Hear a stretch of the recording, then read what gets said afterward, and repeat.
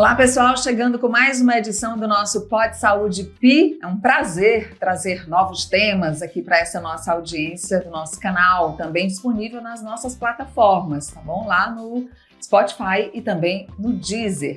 Hoje nós estamos recebendo um dos mais conceituados médicos cardiologistas do Piauí, o médico Paulo Cortelazzi, cirurgião cardíaco. Doutor Paulo, muito bem-vindo ao nosso podcast. Obrigada. Eu que agradeço, Nádia, bom dia. Estamos aqui à disposição para que a gente possa desenvolver temas relacionados à cirurgia cardíaca e o estado do Piauí. É uma grande satisfação receber um grande cirurgião cardíaco como o senhor. Muito obrigada de verdade por aceitar o nosso convite. Ótimo. E vamos começar a nossa conversa com o Dr. Paulo Cortelazzi, conhecendo um pouco da história desse grande profissional. Já já a gente vai passear pelos grandes temas da cardiologia, especialmente das cirurgias, desde as mais complexas até aquelas que hoje já são minimamente invasivas e que sim, todas elas ajudam a salvar vidas. Doutor Paulo, quem é Paulo Cortelazzi, que há tantos anos a gente conhece como médico cardiologista e um habilidosíssimo cirurgião cardíaco? Então, os meus pais são médicos, Davi Cortelazzi e Tereza Maria Tágera Cortelazzi. Eu cursei a medicina na Escola Paulista de Medicina, hoje Universidade Federal do Estado de São Paulo, e sou formado na turma de 1981. De lá para cá, fiz a especialização na própria Escola Paulista de Medicina, concluindo a especialização com título especialista pela Sociedade Brasileira de Cirurgia Cardiovascular.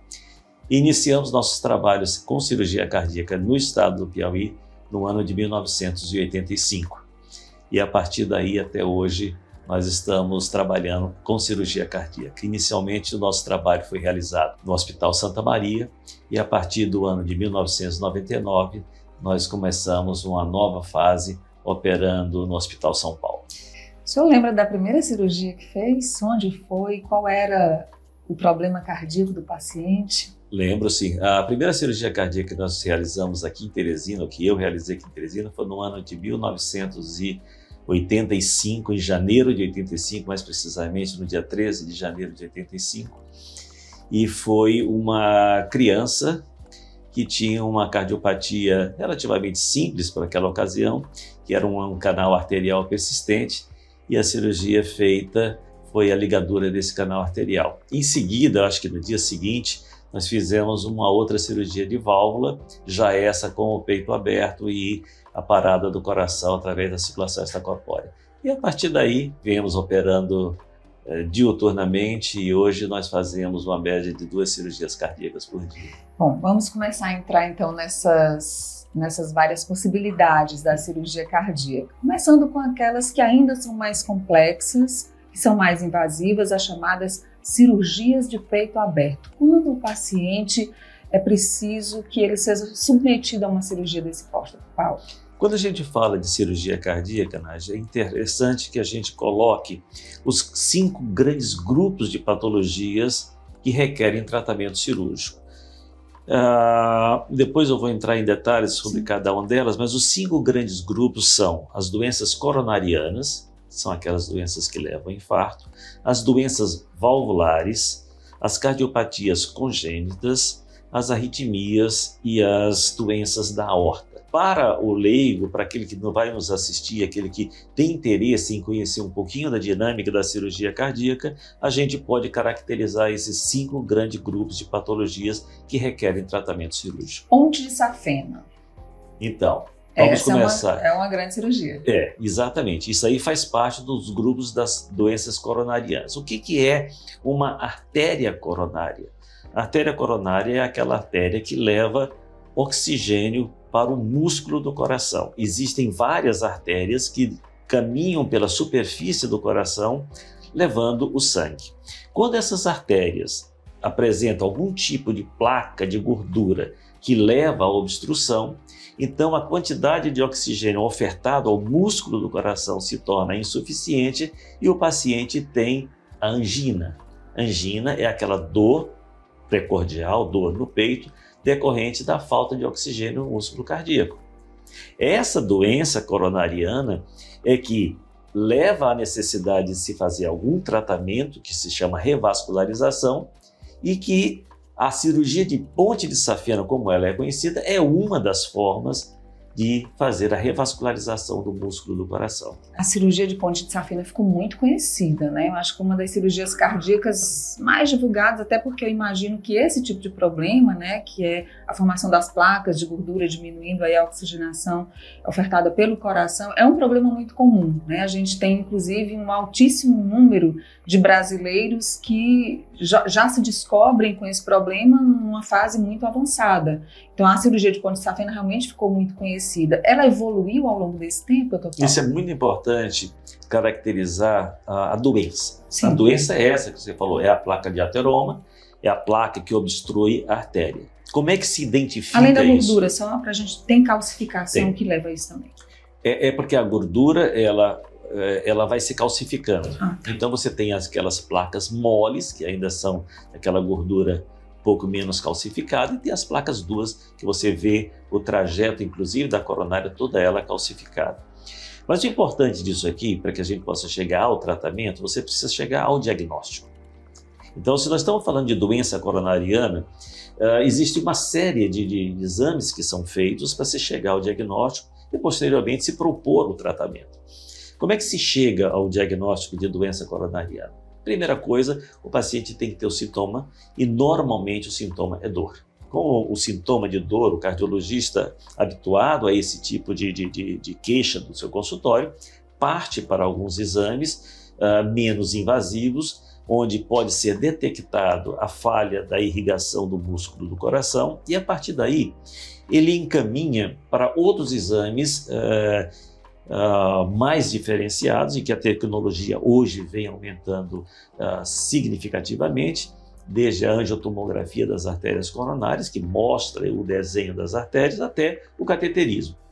Para nós que somos cirurgiões, o exame mais importante que tem é o cateterismo, porque ele define a quantidade de artérias que estão lesadas, define a posição onde elas estão localizadas, para que a gente possa fazer um planejamento terapêutico. Então, até aí você tem um paciente com uma queixa e que está definido que ele tem uma insuficiência coronariana, ou seja, ele tem obstrução nas artérias do coração.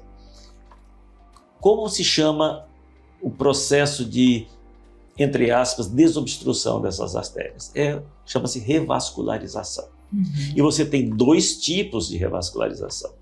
Menos invasiva, que seria através da angioplastia, que é a mesma coisa de um cateterismo, onde você vai com um catéter e coloca uma molinha chamada stent. Você abre o stent e abre essa placa. E desobstrui. E desobstrui e libera o fluxo de sangue através das artérias coronárias. E existe a outra forma de revascularização, que é a revascularização a peito aberto, que é a revascularização conhecida como ponte de safena. Aí vai depender do estado de cada paciente, da necessidade de cada paciente. Lógico, então existem casos que são favoráveis para você fazer angioplastia e outros casos onde a cirurgia se torna absolutamente necessária. Esse tipo de problema cardíaco, ele é mais comum em homens? Até algum tempo atrás eu diria que sim. Mas se você for ver a minha estatística dos últimos 5 anos, eu tenho operado mais mulheres com doença coronariana do que homens com doença coronariana. É mesmo? Como eu explico isso, eu não sei te dizer, mas que realmente existiu uma tendência para o público masculino, mas que foi revertida agora. Que foi revertida. Hoje, se você for ver, é possível, eu opero mais mulheres do que homens, mas eu acredito que seja estatisticamente semelhante à incidência sobre homens e mulheres. O que a gente observa é que nas mulheres, não sei também por que causa isso acontece, elas são mais graves. Ah, é? E a outra coisa que está chamando a atenção é que antigamente a gente operava pacientes com doença coronariana na faixa dos seus 50, 60, 70 anos. Hoje eu tenho operado pessoas com 28, 30, 32 anos com doença coronariana. Seria hábito de vida uma coisa relacionada, doutor Paulo? Acredito que sim, hábito de vida, não se cuidam, enfim, alguma coisa tem de diferente, onde a faixa etária desses pacientes eles têm diminuído e a gente tem revascularizado pacientes mais jovens. A gente falou sobre a questão dos stents que são colocados, são menos invasivos. A própria cirurgia de revascularização do miocárdio, hoje, nós podemos fazê-la sobre dois aspectos, com o coração parado ou sem o coração estar parado. Quando a gente para o coração para fazer uma cirurgia de revascularização, nós estamos colocando o paciente no que se chama de circulação extracorpórea. O que é a circulação extracorpórea? É você transformar de um determinado prazo de tempo a entregar a vida do paciente ou a viabilidade dos tecidos a uma máquina. E essa máquina ela faz a oxigenação do sangue, tira as impurezas do sangue e recoloca o sangue já devidamente oxigenado para que ele possa dar vitalidade e manter a vitalidade do cérebro, do rim, do intestino, dos membros e tudo. E a outra forma que você tem de revascularizar é sem parar o coração, ou seja, fazer a cirurgia com o coração batendo. Também nesses dois aspectos, assim como os casos que são favoráveis à angioplastia e os casos que são favoráveis à cirurgia, também tem aqueles casos que você pode fazer com o coração batendo ou aqueles casos que você tem que fazer com o coração parado. Então, veja, hoje a gente tem várias alternativas e quando a gente escolhe o melhor modelo, é baseado principalmente na anatomia dos vasos coronarianos, das artérias. Mas hoje nós temos muita segurança, porque a gente fica com o coração parado 1 hora, 1h30, 2 horas, o tempo necessário, porque nós preservamos o músculo do coração através de uma substância, uma solução chamada solução cardioplégica. É uma solução de sangue sanguínea gelada e que a gente insere uma quantidade grande de potássio para fazer o coração parar. O coração para e ele fica bem mole, mas fica conservado. O que você faz quando você vai no açougue e pega uma carne e você leva para sua casa? Onde é que você coloca a carne? Você coloca na geladeira. Se você deixar ela fora da geladeira, ela vai estragar. E essa solução é gelada, é uma solução a 4 graus centígrados. Então o coração para gelado. E nós temos aí o tempo necessário para poder fazer os consertos todos no coração. E depois a gente aquece novamente, joga sangue no coração e ele começa a bater novamente. Gente, que coisa maravilhosa. É um negócio bastante interessante. Me convide um dia para ver uma cirurgia dessa. Eu acho que eu vou basta querer. Você escolher o horário. A gente tem cirurgia de manhã e de tarde. Deve ser uma coisa fantástica. Então, é isso aí. Você para o coração, preserva o músculo do coração e depois que você terminou aquilo que precisava ser feito, você reposiciona o coração, coloca sangue no coração, pronto, ele volta a bater. É muito interessante. Então, isso para o leigo é bom saber isso daqui, porque ele vai ter a noção exata das possibilidades que ele pode ter quando o médico, eventualmente, para ele ou para algum familiar, dê essa notícia. O leigo não tem noção, né, da complexidade que é, embora possa imaginar a complexidade que é operar um coração nas mais diferentes circunstâncias. Então, quando a gente fica visualizando através do seu relato, né, o que pode acontecer no centro cirúrgico, nossa, é algo realmente encantador. Doutor Paulo, queria falar um pouco sobre a cardiopatia congênita, porque é algo que eu acho que abala muito ali a mãe desde a gestação, podendo já identificar através do pré-natal e dos exames que o seu bebê vai ter algum problema cardíaco.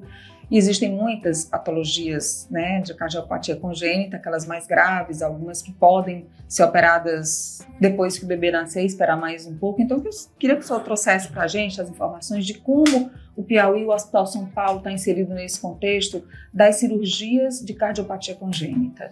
Cardiopatia congênita, por definição, é aquela criança que nasce com um defeito cardíaco, uma malformação cardíaca. O grupo, a quantidade de diferentes patologias que tem é enorme. Tá? Então, a gente tem 2 grandes grupos de cardiopatias congênitas. O grupo das cardiopatias congênitas cianóticas, que são aquelas crianças que nascem roxa, ou seja, com saturação de oxigênio baixa. E as cardiopatias congênitas acianóticas, que são aquelas cardiopatias onde a criança nasce com o sanguezinho vermelho, com a saturação de oxigênio boa. Então, esses 2 grandes grupos têm uma diferenciação muito grande. Em geral, as cardiopatias congênitas cianóticas, que são aquelas criancinhas que têm os dedinhos roxos, o lábiozinho roxo, essas tendem a ser mais graves. Enquanto que as cardiopatias congênitas acianóticas, que as crianças nascem com o sanguezinho vermelho, tendem a ser menos graves. Então, esses são os dois grandes grupos. Nos dois casos, a gente vai precisar de intervenção cirúrgica. Se a cardiopatia congênita é definida anatomicamente, o tratamento é cirúrgico. O que pode eventualmente acontecer antes da gente entrar nas cardiopatias congênitas mais frequentes? Existe uma possibilidade de alguns tipos de cardiopatia congênitas de fecharem espontaneamente os orifícios até uma idade de 4 anos. Por exemplo, quando você nasce com uma comunicação interventricular, eventualmente, com o andar da idade da criança, ele pode fechar espontaneamente. Tá? E isso pode acontecer. Quando não fecha, então o tratamento é cirúrgico. Aquelas crianças que têm cardiopatias mais graves e que requerem uma cirurgia de intervenção mais precoce, essas crianças normalmente elas são cianóticas. Quando a gente pega esse leque enorme de patologias, você tem que analisar caso a caso. Você não tem como você generalizar e dizer assim, então toda criança com tetralogia de Fallot, que é uma das doenças cianóticas, tem que operar imediatamente. Todas as crianças com CIV, você pode esperar. Não existe essa forma de você chegar e dizer assim, teve o diagnóstico da cardiopatia, você tem esse modelo de conduta. Tem que ser analisado caso a caso.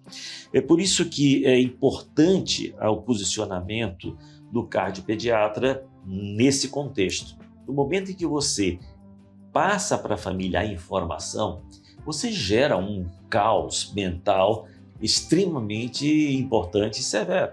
Lógico, quem é? Você tem um filho, tem uma expectativa de uma gestação de 9 meses, tudo festa quando o menino nasce, e eu chego para você e diz, olha, seu filho tem uma cardiopatia congênita. Pronto, o mundo desaba. Exato.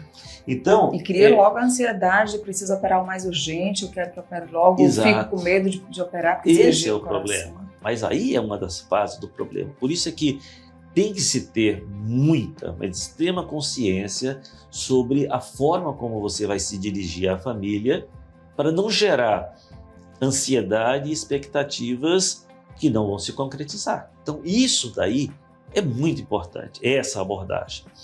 Mas vamos voltar um pouquinho. Hoje nós já temos exames que podem ser feitos, embora infelizmente não sejam exames que toda a população tem acesso, mas é a ecocardiografia fetal. É você fazer um ecocardiograma da criança ainda intraútero. Esse é um exame que está cada vez mais ficando mais popular, ainda não está divulgado em todo o sistema, mas é importante porque se você faz um ecocardiograma e você diagnostica um defeito no coraçãozinho da criança ainda dentro do útero, e dependendo da complexidade e a possibilidade de uma cirurgia precoce, pós-nascimento, então você já direciona essa gestante para um centro, para um local, para um hospital, onde ela possa dar, após o nascimento, a chance a essa criança de receber um procedimento e você falou ter a vida. Da diagnóstico intraútero. É possível fazer cirurgia cardíaca intraútero? Eu não tenho conhecimento, mas eu não duvido que isso já em alguns grandes centros já possa eventualmente ser feito. Mas vamos evoluir para isso um dia desses. Exato, porque de uma certa forma, se forem coisas mais simples, eu acredito que depende de equipamentos, eu não tenho realmente conhecimento. Mas o importante nesse contexto é você ter um diagnóstico precoce para que você possa dar condições a essa criança no nascimento de fazer o procedimento. Dr. Paulo, durante muitos anos, fazer cirurgia cardíaca em crianças, bebês recém-nascidos, né, com cardiopatia congênita, aqui no Piauí, foi muito difícil, de mães que precisavam realmente deslocar os seus filhos para outros centros, ou Fortaleza, ou São Paulo, entrar em fila de espera, às vezes com aquela ansiedade extrema, aquela agonia, necessidade, a urgência. E hoje a gente, em boa parte dos casos a gente consegue fazer essa cirurgia aqui no Piauí. São Paulo, por exemplo, opera bastante essas crianças, né? Eu vou te dar a minha experiência com cirurgia de cardiopatia congênita. Eu, desde que cheguei aqui, em 1985, de lá para cá, eu opero criança. E a gente opera muita criança. Quais são os fatores limitantes para a cirurgia cardíaca que nós tivemos, essas dificuldades ao longo do tempo e que se mantém ainda hoje? É a questão de operar crianças de baixíssimo peso. Por exemplo, eu opero crianças de cardiopatias até complexas acima de 6 quilos, 5 quilos, 6 quilos. Eu não tenho estrutura para operar aquelas crianças que precisam ser operadas nos 3, 4, 5 meses iniciais de vida. E que muitas vezes tem baixo peso. Uma coisa é você operar uma criança acima de 6 meses, acima de 6 quilos. A outra coisa é operar uma criança no período neonatal e que tenha 2 quilos, outros 2,5 kg, 3 quilos. Isso é outra realidade, completamente diferente. Uma criança nos primeiros meses de vida não tem maturidade pulmonar, não tem maturidade renal. Ela é uma criancinha que ele precisa de uma estrutura muito mais evoluída em termos de pré-operatório, transoperatório e pós-operatório, e que a gente não consegue, ainda não tivemos a oportunidade de implantar isso aqui em Teresina. Pelo menos eu não tive, no Hospital São Paulo, onde eu opero, capacidade ainda de fazer isso.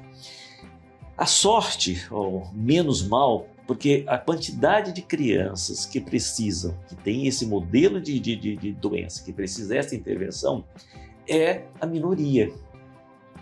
Não é a totalidade das crianças, não é a maioria. Eu acredito, se a gente pudesse dar um percentual, 90% das crianças, tá, não se enquadram nesse padrão. Apenas 10% dessas crianças, que são crianças que nascem e que, se não houver uma intervenção precoce, ela se torna incompatível com a vida. Por isso aqui existe esse problema todo de termos que transferir essas crianças para centros mais evoluídos, onde tem a possibilidade de intervenção precoce e, obviamente, que salvar a vida dessa criança. Depois de feita a cirurgia numa criança, na maioria dos casos, os índices de uma vida normal, uma vida sem muitas limitações, eles são bons? Excelentes. A grande maioria das cardiopatias congênitas, a cirurgia ela é curativa. Por exemplo, você tem defeitos que são buracos dentro do coração, que comunicam o lado direito com o lado esquerdo. O nosso coração ele tem o lado direito, o lado esquerdo, e tem um septo que divide uma parte da outra. O lado direito manda sangue para o pulmão oxigena o sangue que volta para o lado esquerdo manda o sangue oxigenado para o resto do organismo. Quando existe uma falha nesse septo, a gente chama de comunicação. Se a comunicação é no lado superior do coração, nós temos uma comunicação interatrial. Se ela é na parte inferior do coração, a gente tem uma comunicação interventricular. Esses defeitos, eles são corrigidos e o coração volta ao normal. Então você tem a vida é normal. Ah, mas operou do coração? Sim. Operou para ficar curado. Ficou boa. Ficou boa. Não tem esse negócio. porque agora não vai poder fazer isso, não vai poder fazer aquilo. De jeito nenhum. Sem limitação. Criança que vai correr, criança que vai pular, brincar. Normal. O duro é você convencer a mãe da criança, o pai da criança, que depois de operado, quando 3 anos depois ele caiu, não foi por causa do coração. Ele caiu porque toda criança cai. Então, isso aí é uma coisa que eu sempre disse para eles. Essa criança vai gripar, essa criança vai ter dor de barriga, essa criança vai ter dor de cabeça. Como toda criança sem cardiopatia. Esquece o coração. Então, a maioria das crianças operadas hoje são crianças que são submetidas a procedimentos curativos. Agora, tem outras cardiopatias que são extremamente complexas e que você vai ter que fazer procedimentos escalonados. Você tem que operar uma primeira vez para poder preparar o coração para uma segunda cirurgia e, quem sabe, para uma terceira cirurgia. Mas tudo isso vai de acordo com aquilo que eu falei inicialmente. Você tem que tratar caso a caso. para que você possa fazer o planejamento cirúrgico terapêutico específico para aquela criança. Uma mensagem que eu queria deixar aqui, que é muito importante, é que hoje a gente consegue, na grande maioria das vezes, principalmente nos grandes centros, você fazer o diagnóstico da cardiopatia após o nascimento. O cardiopediatra ou o pediatra ausculta um sopro e define isso daí que sendo uma cardiopatia, vai fazer um ecocardiograma, define qual é o defeito anatômico, mas é importante que haja a conscientização de que cardiopatia diagnosticada não significa cardiopatia operada imediatamente. Algumas patologias a gente consegue levar clinicamente, medicar e chegar a um momento de idade e peso favoráveis ao sucesso da cirurgia. Então, as mães, os familiares das crianças não precisam se apavorar e achar que tem que operar imediato, porque senão... Não é nada disso. Você tem algumas situações, como eu disse, poucas de ter que operar em fase precoce, mas a grande maioria consegue se tratar e esperar o momento certo para fazer a cirurgia. Essa é talvez uma das grandes mensagens que a gente tenha que tirar disso. Já contou quantas cirurgias fez nessa vida em crianças? O ano passado, que a gente faz o levantamento estatístico, eu me lembro bem, nós operamos 88 crianças no ano. É um número pequeno? Não, é um número razoável, porque... 88 crianças em um ano, né? Ao longo da sua vida aí já... Não, aí já... A gente opera essas crianças e a gente tem uma estatística toda, porque criança, ela se caracteriza por patologias. Então, a gente tem tantos CIVs operados, tantos palos operados. Então, você tem uma estatística que chama mais atenção do que a gente fazer estatística de doença coronariana. Agora, essas cirurgias que eu estou te falando são todas aquelas onde há necessidade de parar o coração, porque tem cirurgias de crianças que não precisa parar o coração. Por exemplo, aquela persistência do canal arterial, que foi a primeira cirurgia que eu fiz aqui em Teresina, você faz uma abordagem pelo lado, não faz uma abordagem pelo meio e você não precisa parar o coração. Cirurgia de coarctação da aorta, que é uma outra doença também, você não para o coração. Essas que eu estou te falando são só cirurgias e cardiopatias congênitas. Pensando, para num coraçãozinho tão pequenininho. Esse tamanhozinho do coração. Oh, meu Deus. E aí, o que eu queria perguntar é o seguinte, né? Tantas centenas, certamente, talvez milhares de crianças que foram operadas por suas mãos, costumam voltar com o tempo? Para lhe visitar, você saber assim, olha como é que tá bem, as mães têm esse contato, as famílias? Todos, eu tenho, logicamente que você perde algumas contatos, porque a gente não opera gente só daqui. Sim. Eu opero pacientes do Pará, pacientes do Acre, Tocantins, Maranhão, muita gente que vem de fora. Talvez na minha estatística eu opere mais pessoas de fora do estado do Piauí do que do Piauí mesmo. Então, algumas a gente perde o contato, outras elas vêm periodicamente, mas é interessante porque eles vêm e os irmãozinhos querem conhecer quem operou. Eles vêm com a família inteira, é uma festa. Criança é uma festa. Imagina que o profissional, uma alegria sem tamanho, né? E aí você imagina que crianças operadas no começo da minha carreira, em 85, 86, hoje teriam quantos anos? Veja aí, quase 40 anos, sei lá quantos anos. Então, né? Que maravilha. É uma coisa interessante isso Muito daí. bom. Vamos falar agora, então, das intervenções nas doenças valvares, né? O coração também tem suas válvulas que apresentam um problema que muitas vezes só podem ser corrigidos com cirurgia. Eu fui fazer um exame uma vez, acho que foi um achado, muita gente deve ter esse achado, você tem um prolapso de válvula mitral. E aí eu vou morrer? Não, vai não. Você descobriu por acaso. Mas outras doenças de válvulas realmente são complicadas, né? Isso. O coração, ele tem 4 válvulas. São as 2 do lado direito. Lembra que eu te falei? Lado direito manda sangue para o pulmão, lado esquerdo manda sangue para o corpo. E tem 2 válvulas do lado direito, que é a válvula tricúspide e a válvula pulmonar.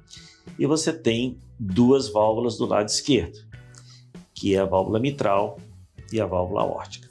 As válvulas do lado direito você aborda menos, com doenças adquiridas, tá?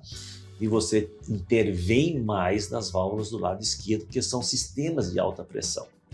O coração direito, ele trabalha com um sistema de baixa pressão.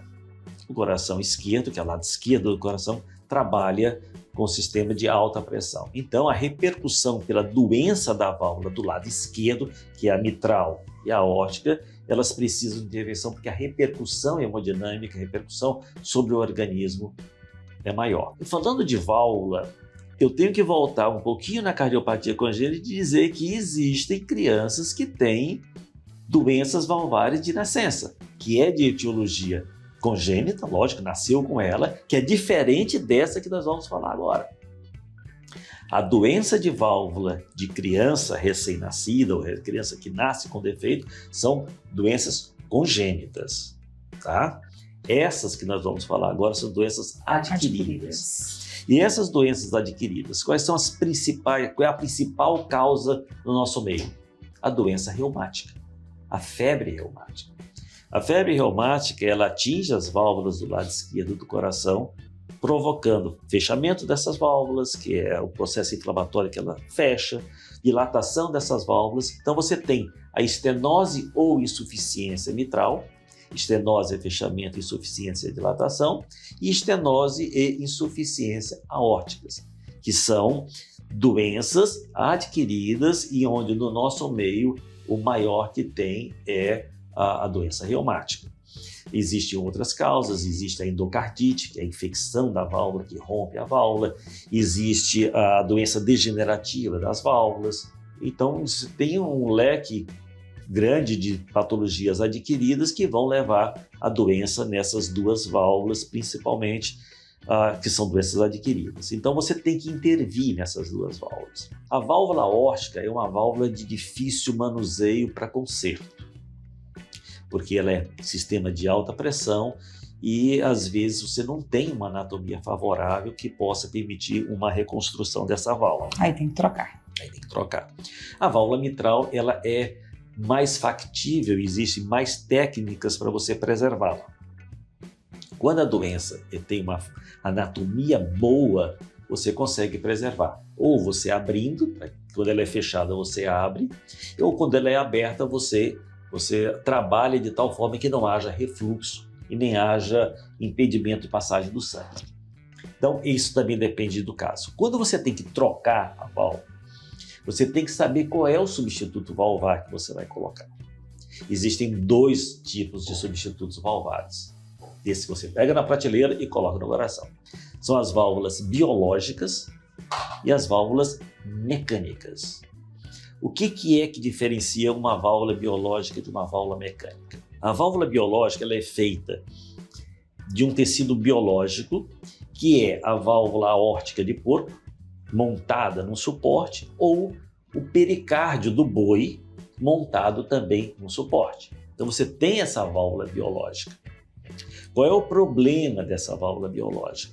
É que por ter um tecido biológico, ele tem uma duração limitada. No futuro, que depende muito da reação do organismo à receptividade dessa válvula, você vai ter que operar. Pode ser daqui a 8 anos, pode ser daqui a 10 anos, pode ser daqui a 12 anos, pode ser daqui a 14 anos, mas com certeza, dependendo da idade que você implanta esse substituto valvar, ele vai ter que ser reoperado. No entanto, lado bom, você não precisa ter tantos cuidados em termos de proteção da válvula. Você coloca a válvula, paciente, enfim, ele tem menos cuidado, vai ser operado. Já sabe que vai ser operado. Quando você coloca a válvula de metal, ela é feita de um material inerte, lógico, devidamente aceito pelo organismo, e os estudos in vitro mostram que ela tem, botando lá o acelerador de frequência, vive 200, 300 anos. Bom, logicamente que o organismo nosso não vive isso, mas o que se quer dizer é que essa válvula, ela é uma válvula que seria para o resto da vida. Sim. Mas qual é o problema dela? É que por ser um material de ferro que a gente observa na realidade é carvão pirolítico. O que acontece? Essa válvula, ela é metálica, ela precisa de anticoagulação. Você precisa tomar para o resto da vida anticoagulante. Porque se você não anticoagular o paciente, não tornar o sangue... O que é anticoagular? É fazer isso, ele ficar mais fino. Se você não fizer isso, emperra os folhetos da válvula e você tem uma emergência cirúrgica. E aí como decidir? Bom, aí é que é o negócio. Não dá para você dizer assim, eu vou... para esse modelo de paciente, a gente vai botar a válvula biológica, para esse modelo de paciente, a gente vai colocar a válvula mecânica. Mas tem algumas situações que isso aqui não é de livro, não é a verdade pura e restrita. Como é que eu trabalho? Os pacientes que têm expectativa de vida menor do que a durabilidade da válvula biológica, eu indico a válvula biológica. Por exemplo, eu vou operar um paciente de 75 anos. Indica a válvula biológica. A expectativa de vida dele é menor do que a expectativa de vida de duração da válvula. Eventualmente, pode ser que a válvula estrague antes, mas não é o normal. Então, esses casos ficam mais ou menos definidos. Agora, outra coisa que fica definido. Você vai operar um paciente com 20 anos de idade. Se for homem e eu conseguir ter um relacionamento com ele de tal forma que eu sinta a segurança de que ele vai fazer o controle de anticoagulação, eu indico uma válvula mecânica. E aí, só para a gente entender, é uma decisão que é a decisão técnica do ponto de vista do cirurgião e a decisão do paciente, porque vai depender dele também o controle do resultado positivo. Quem decide é o paciente. Sempre é o paciente. O médico expõe. Eu posso expor aqui, pode, olha. Porque é o seguinte, você pega um paciente de 20 anos de idade, sexo masculino. Vamos dizer que a válvula dura em média 10 anos. Eu opero com 20. Com 30 a válvula está estragada, se for biológica, eu vou colocar outra biológica. Aí, com 40, ela vai estragar e eu vou colocar outra válvula. Quando eu passo de uma primeira cirurgia para uma segunda cirurgia, eu aumento o risco na segunda cirurgia. Quando eu passo da segunda cirurgia para a terceira cirurgia, eu aumento mais ainda o risco da cirurgia. Aí ele já está aqui com 40 anos, a expectativa dele é de 80. Como é que eu vou fazer?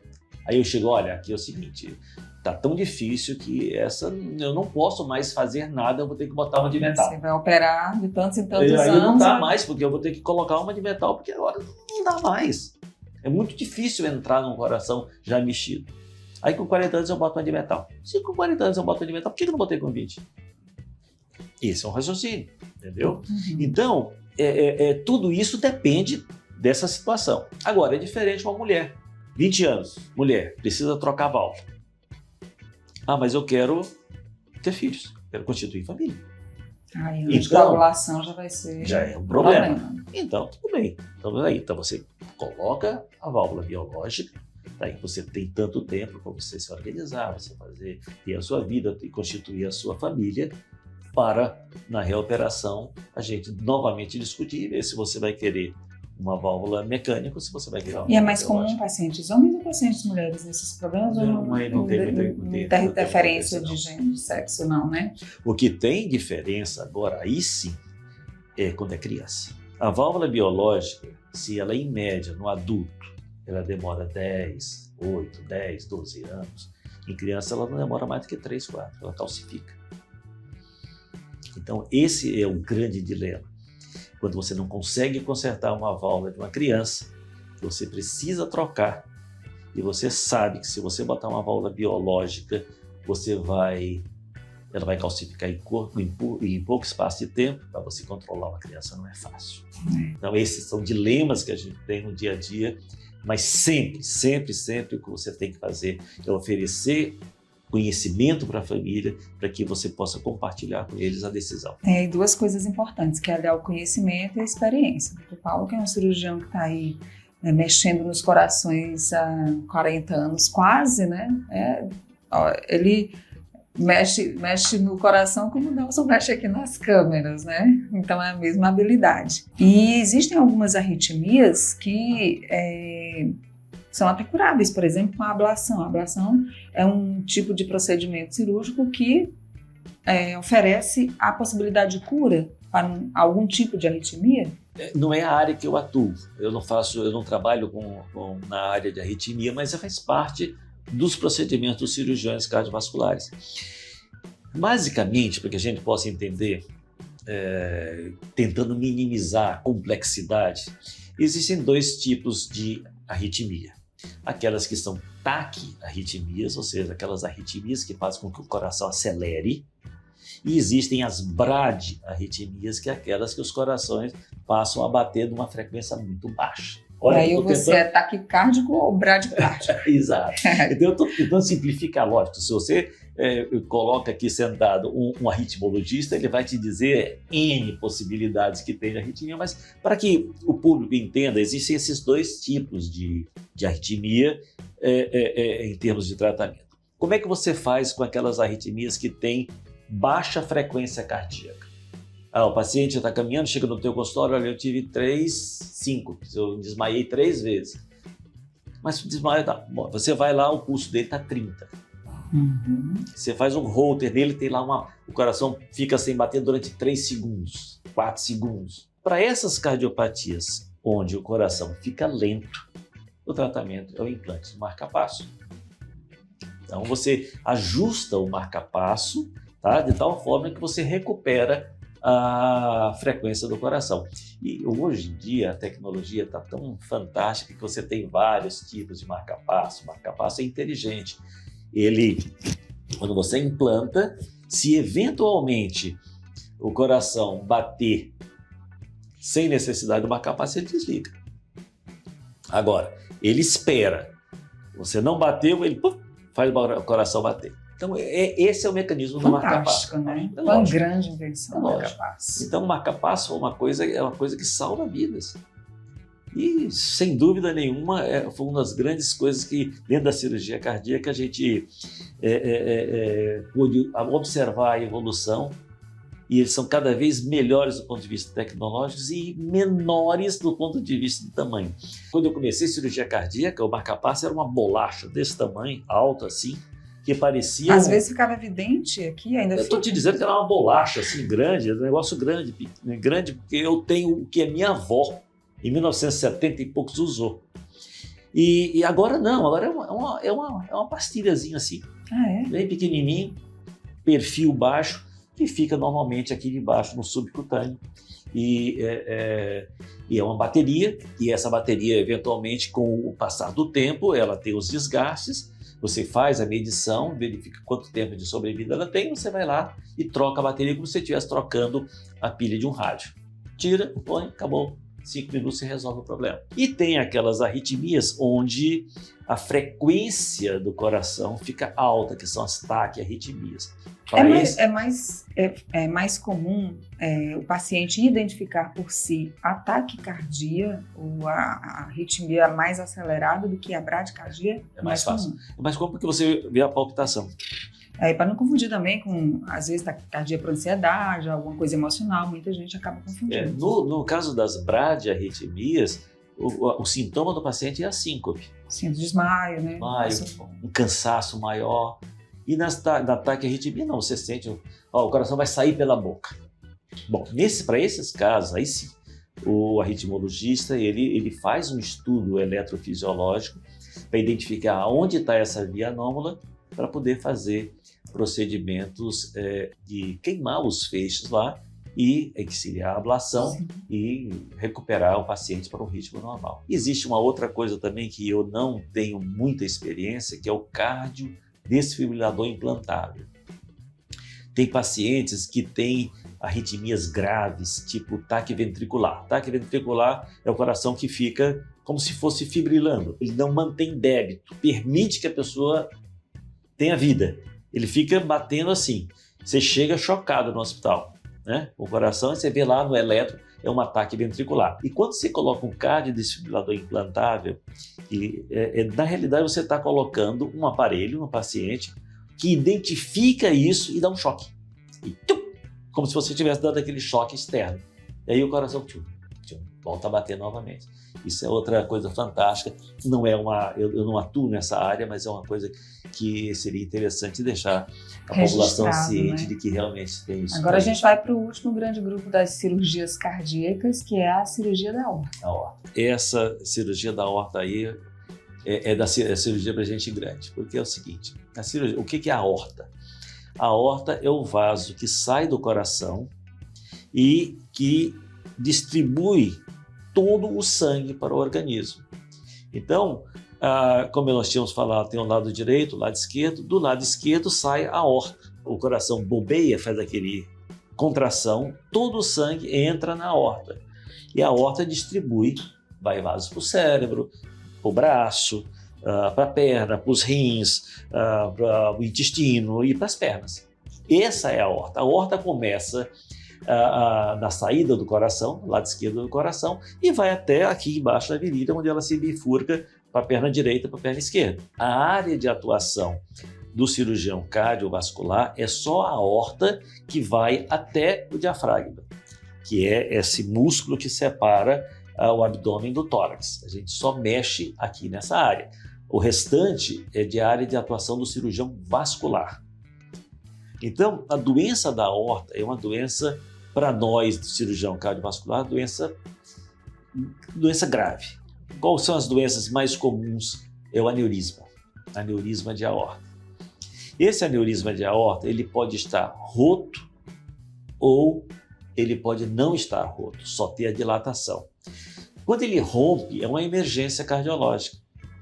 Não tem jeito, você tem ou opera ou ele vai morrer ali. E é uma doença muito grave, ruim de você manipular, que é a dissecção aórtica aguda, porque o tecido é todo friável. Quando o aneurisma ele não está roto, ele é tecnicamente mais fácil de você tirar esse aneurisma e colocar um tubo e reimplantar ossos de coronária. Quer dizer, uma cirurgia tecnicamente muito trabalhosa, de alto risco, mas ela é bem melhor, bem mais fácil de você executar dentro da complexidade toda do que um aneurisma roto, um aneurisma dissecante de aorta. O grande problema que a gente enfrenta é quando esse aneurisma atinge os vasos que levam sangue para o pescoço, para a cabeça. Porque a grande maioria deles é restrita à parte inicial da aorta. Agora, quando pega os vasos da base, que a gente chama, aí é uma cirurgia que... Mas essa é uma doença que ela é detectável precocemente, o paciente vai tratando até chegar à cirurgia, ou ela sempre é emergencial, em algum momento vai ser O aneurisma é dissecante emergencial. Muitas vezes o cara não tem nenhum tipo de sintoma, simplesmente ele chega com uma extrema dor precordial, se pensa que é infarto, e o diagnóstico diferencial é uma ruptura da aorta. Normalmente é pacientes hipertensos, pacientes que já têm um certo grau de doença da aorta. Mas tem aqueles pacientes também que você faz um raio-x de tórax e vê que a aorta está maior. Aí você faz uma tomografia e você observa que ela está dilatando. Acima de um determinado número de centímetros da aorta, você já tem a necessidade de indicar um procedimento eletivo para esses casos. Então é uma cirurgia programada e que você consegue acompanhar. Tem pacientes que você tem lá, está aqui 5 centímetros de aorta. Não, isso aqui dá para esperar um pouco mais. Daqui a 6 meses a gente repete a tomografia. E você vai acompanhando até chegar o momento de dizer, não, agora você precisa operar. Tem a ver com estilo de vida? A pessoa já nasce com essa predisposição? Não, em geral, não. A doença pode ser uma doença de parede da aorta, mas pode estar relacionado mais à hipertensão mal cuidada. Então vai lá mais para uma faixa etária maior? Maior. O aneurisma é sempre uma faixa etária. Quando você tem um aneurisma verdadeiro, ele pode ser uma doença da aorta, a parede da aorta, que se torna frágil e aí ela vai crescendo.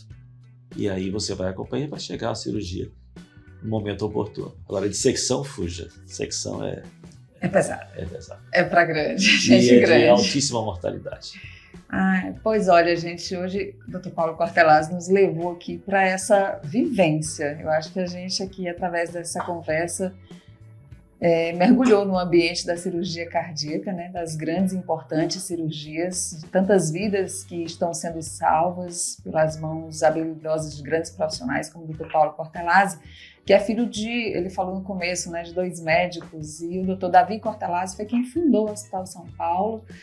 Essa ideia que começou lá em 1995, né, e ganhou vida mesmo depois de 4 anos. Em 99, agosto de 99.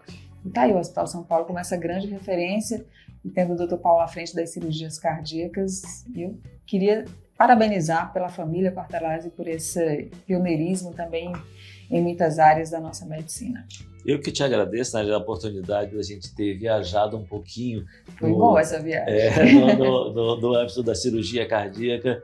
É uma forma da gente tentar esclarecer as pessoas do que é a cirurgia cardíaca, das possibilidades que tem, do leque de patologias que existem, e tranquilizá-los, porque em Teresina nós temos bons profissionais na área, tanto da cardiologia pediátrica, da cardiologia intervencionista, temos excelentes arritmologistas, nós temos também excelentes cirurgiões. Então, eu acho que Teresina é uma cidade que realmente está bem servida nessa área da cardiologia e cirurgia cardiovascular.